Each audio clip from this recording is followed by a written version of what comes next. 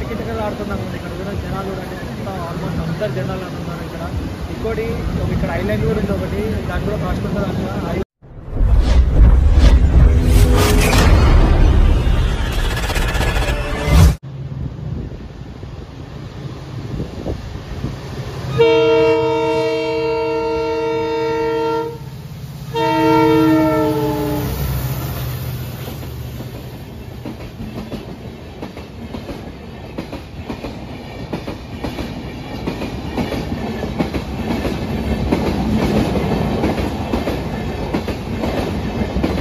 Hello దోస్తులు, ఎట్లున్నారు? మళ్ళా నేను మన క్రియేషన్ ట్రావెల్ వ్లాగ్ ఎపిసోడ్ 8 అనమాట. ఇది గోవా ముచ్చలు కొంచెం మాట్లాడుకుందాం. మనం కొంచెం డీప్కి వెళ్తే ఏంటంటే, ఇప్పుడు మనం వచ్చేసి ఎక్కడికి వెళ్తున్నామంటే సౌత్ గోవాలో ఉన్న ఇంచుమించు తాడుగో 4గో బీచ్ అనుకుంటా.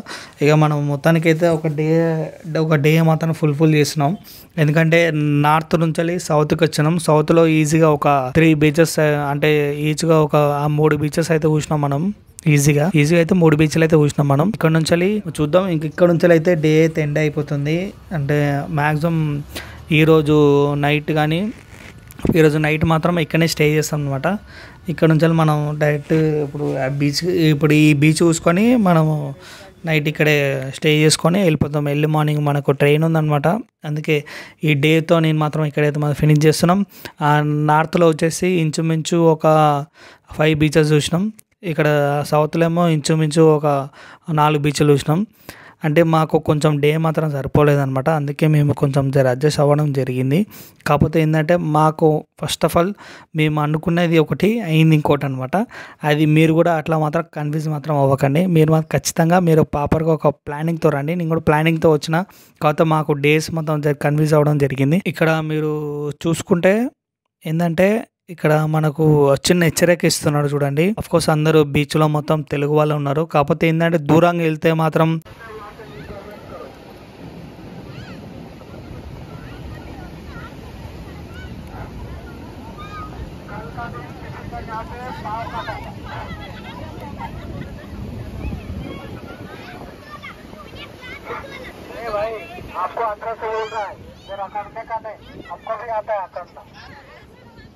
లో ఉండి కొంచెం అలర్ట్ చేస్తున్నాను అనమాట. అంటే అటు సైడ్ వెళ్ళకండి, ఎందుకంటే చెప్పలేము, కొన్ని ఉంటాయి అని చెప్పి వాళ్ళు కొంచెం హెచ్చరికిస్తున్నారు అనమాట.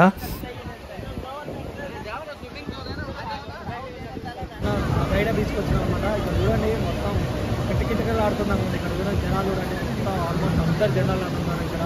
ఇంకోటి ఇక్కడ ఐలాండ్ కూడా ఉంది ఒకటి, దాని కూడా కాస్ట్ ఉంటుంది అంట. 5 షిప్స్ ఉంటాయంట. కొన్ని నైట్లో ఉంటాయి, కొన్ని ఈవినింగ్ ఉంటాయి, కొన్ని మార్నింగ్ ఉంటాయి. చూడండి, మొత్తం ఆల్మోస్ట్ అందరూ ఆడుతున్నారు. షిప్స్ ఎక్కువ ఉన్నాయి. ఓకే ఓకే మనం చూడండి, నేను ఎప్పుడో చిన్నప్పుడు తిన్నా అనమాట ఇవి. ఇప్పుడు ఇక్కడ దొరుకుతున్నాయంటే చాలా గ్రేట్. ఎందుకంటే ఇక్కడ మావాడు ఉండి బీచ్ దగ్గర అమ్ముతున్నారు. ఇది వచ్చేసి 10 రూపాయలు అనమాట. కుల్ఫీ లాగా అనమాట. ఇది కుల్ఫీ ఐస్ క్రీమ్, ఇది 10 రూపాయలే.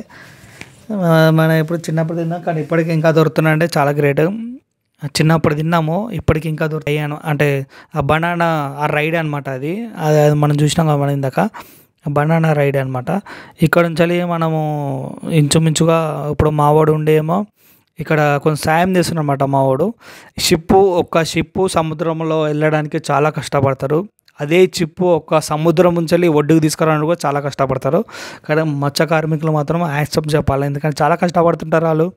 ఇంకోటి, ఒక షిప్ పోవాలన్నా చాలా కష్టమే. ఎప్పుడు వస్తారో తెలీదు, కానీ ఈవినింగ్ టైంలో బయలుదేరుతారు వాళ్ళు. ఈవినింగ్ టైంలో 4కి 5కి అలా బయలుదేరుతారు. ఎర్లీ మార్నింగ్ అయినా రావచ్చు, లేదంటే ఆఫ్టర్నూన్ అయినా రావచ్చు. చాలా కష్టపడుతుంటారు వాళ్ళు. అయితే చేపలు పట్టడానికి ఇంచుమించుగా ఒక డే మొత్తం కేటాయిస్తారంట వాళ్ళు. నేను వాళ్ళతో మాట్లాడడం జరిగింది. ఒక షిప్ అంటే ఒక పడవని సముద్రం వదిలేయడానికి చాలా కష్టపడుతున్నారు. చూడండి మీరు కూడా ఎంత కష్టపడుతున్నారు అంటే చాలా కష్టపడుతున్నారు వాళ్ళు.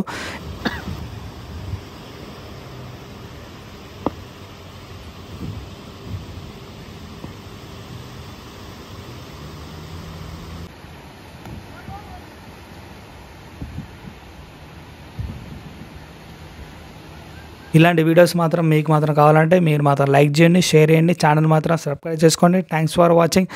మరిన్ని ముచ్చట్లో మాత్రం మీ ముందుకు వస్తా. నెక్స్ట్ ట్రిప్ ఏందో కూడా నేను ఆ నెక్స్ట్ వీడియోలు చెప్తా. మీరు మాత్రం వీడియో చూడండి, లైక్ మాత్రం చేయండి. Thanks for watching. బాయ్.